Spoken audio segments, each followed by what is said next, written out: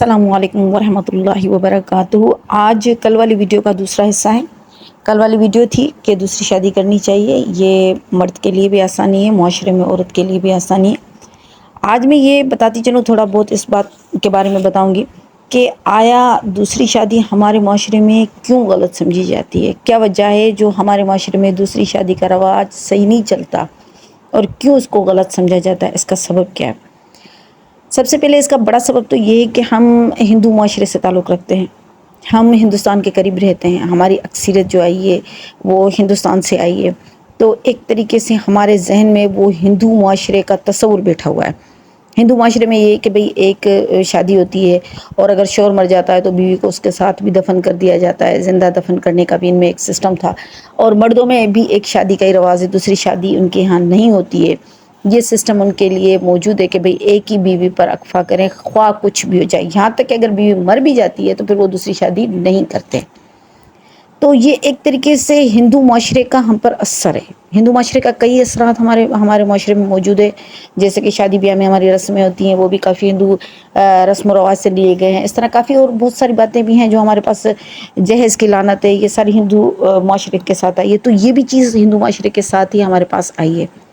کہ ہم دوسری شادی کو برا سمجھتے ہیں، خراب سمجھتے ہیں۔ ہمارے ہاں اس چیز کا کانسیپٹ ہی نہیں ہے، معاشرے میں یہ کوئی قبول ہی نہیں کرتا، ایکسیپٹ ہی نہیں کرتا کہ کوئی دوسری شادی کرے، یعنی مرد کی یا عورت کی دوسری شادی کو قبول نہیں کیا جاتا، اس کو بری نظر سے دیکھا جاتا ہے۔ تو سب سے پہلا سبب تو یہ ہے کہ ہندو معاشرے کے ساتھ۔ پھر دوسری چیز کہ بھئی ہم چلو اگر کوئی مرد شادی کر بھی لیتا ہے، ٹھیک ہے شادی ہو گئی دوسری، تو وہ ایسا کام کرتا ہے کہ جو دوسرے شادی کرنے والے ہوتے ہیں تو ان کی بیوی بچے وہ ہوتے ہیں وہ انسیکیور ہو جاتے ہیں،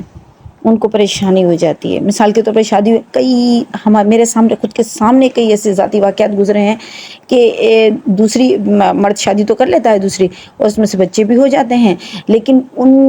یا تو وہ کیا کرتا ہے، یا تو پہلی بیوی اور ان کے بچوں کو تکلیف ہوتی ہے، ان کو برداشت کرنا پڑتا ہے، یا تو پھر دوسری بیوی اور ان کے بچوں کو تکلیف ہوتی ہے، وہ برداشت کرنا پڑتا ہے، یعنی دونوں طرف وہ بیلنس برابر نہیں رکھ پاتا، حق نہیں ادا کر پاتا، نہ پہلی بیوی اور دوسری بیوی کا کمپیریزن میں، اور نہ ہی پہلے اولاد اور دوسرے اولاد کا۔ نتیجہ کیا ہوتا ہے، کسی نہ کسی ایک فریق کو بہت زیادہ اذیت بری زندگی گزارنی پڑتی ہے۔ تو ہمارے یہاں دوسری شادی ایک ڈراؤنا خواب ہے، ایک جو شریعت نے ہمیں جو کانسیپٹ دیا ہوا ہے دوسری شادی کا، وہ کانسیپٹ ہمارے پاس ہے ہی نہیں، اس کانسیپٹ کا سوال ہی نہیں ہے ہمارے پاس کہ بھئی وہ کس طریقے سے بیویوں کو ہینڈل کرتے ہیں، اسلامی طریقے پہ کس طریقے سے ہینڈل کرنا ہے، اولاد کو کس طریقے سے ہینڈل کرنا ہے، وراثت میں کس طرح حق دینا ہے، بیویوں کے حقوق کس طرح ادا کرنے ہیں، پیسے کو کس طرح ڈسٹریبیوٹ کرنا ہے، جائیداد میں وراثت کس طرح جاری کرنی ہے، بیویوں کے حقوق کس طرح ادا کرنے ہیں، یہ کوئی کانسیپٹ ہمارے پاس موجود ہے ہی نہیں۔ اگر کوئی شادی کر بھی لیتا ہے تو کیا کرتا ہے، یا تو وہ پہلی بیوی پر ظلم کرتا ہے کہ وہ دوسری بیوی کا مکمل ہو جاتا ہے، پھر وہ پہلے بچوں کو اور پہلی بیوی کو چھوڑ دیتا ہے، پھر اس کی بیوی کیا ہوتی ہے، در بدر ہوتی ہے، پریشان ہوتی ہے، بچوں کو لے لے کر پھر رہی ہوتی ہے، پھر وہ اتنی تنگ ہوتی ہے کہ حد سے زیادہ، اور یہ کیا کرتا ہے کہ دوسری بیوی کو اٹھا کر اس کے ساتھ بیٹھ کر اس کے بچوں کو پالتا ہے، اس کے ساتھ رہتا ہے۔ یہاں پر پہلی بیوی اور اس کے بچے پریشان ہو رہے ہیں، تنگ ہو رہے ہیں مال کے لیے اور ہر چیز کے۔ معاشرے میں باپ ایک بہت بڑا کردار ادا کرتا ہے، اگر باپ اسی طریقے سے کردار ادا نہ کر سکے تو دوسری شادی نہ کرے اس سے بندہ، کیونکہ قرآن میں بھی اللہ نے فرمایا کہ اگر تم برابری نہیں کر سکتے تو تمہارے لیے ایک ہی کافی ہے،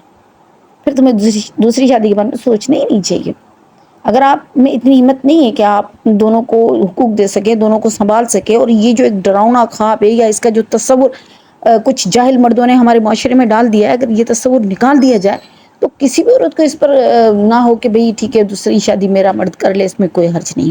حقوق نہیں ادا کیے جاتے، ایک ڈراؤنا خواب بن گیا، اب بیوی بھی پریشان ہو رہی ہے، بچے بھی پریشان، پھر بچے اس احساس محرومی میں پلتے ہیں،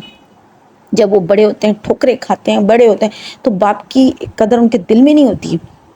پھر ان کا دل ہی نہیں کرتا، جب وہ اپنے پیروں پر کھڑے ہو جاتے ہیں تو ان کا دل ہی نہیں کرتا اپنے باپ کے ساتھ اچھے طریقے سے چلیں۔ اب کیا ہوتا ہے کہ بڑی بیوی کے بچے جو ہوتے ہیں وہ بڑے ہوتے ہیں، چھوٹی بیوی کے بچے چھوٹے ہوتے ہیں، اب کیا ہوتا ہے کہ کمپٹیشن ہوتا ہے، اب وراثت میں جو ہوتے ہیں بڑے بچے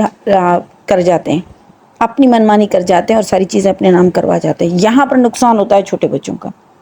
بیوی دوسری جیت جاتی ہے، بچے پہلے جیت جاتے ہیں، یہ اتنا غلط کانسیپٹ ہمارے معاشرے میں آیا ہوا ہے، جس کی وجہ سے ایک ڈراؤنا خواب بن کے رہ گیا دوسری شادی۔ نہ بیوی چاہتی کہ میرا شوہر دوسری شادی کرے، نہ بچے چاہتے ہیں کہ ہمارا باپ دوسری شادی کرے، حالانکہ ایسا کوئی کانسیپٹ موجود نہیں ہے۔ پہلی بات کہ دوسری شادی کرے ہی وہ جو کہ مال والا ہو، استطاعت والا ہو، جس کے پاس اتنی مالی حیثیت ہو کہ وہ دوسری بیوی کو بھی سنبھال سکے۔ چلو جی، اس نے دوسری شادی کر لی تو پہلی بیوی اور پہلے بچوں کے نام الگ پراپرٹی کرے، دوسری بیوی دوسروں بچوں کے نام الگ پراپرٹی کرے، پھر دونوں کے ایکول حقوق ادا کرے،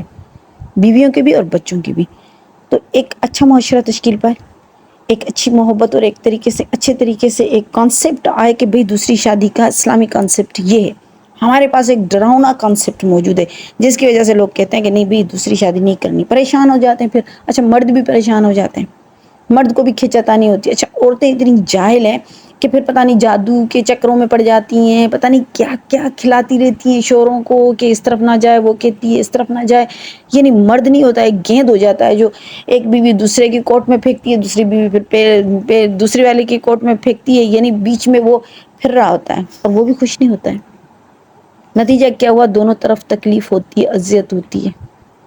اس لیے شادی والے کو دینے سے لوگ معاشرے میں ڈرتے ہیں، بیٹیاں نہیں دیتے ہیں شادی والے کو، کیونکہ ان کو پتہ ہوتا ہے یا تو ہماری بچی عذاب میں جائے گی یا پھر اس کے بچے عذاب میں جائیں گے،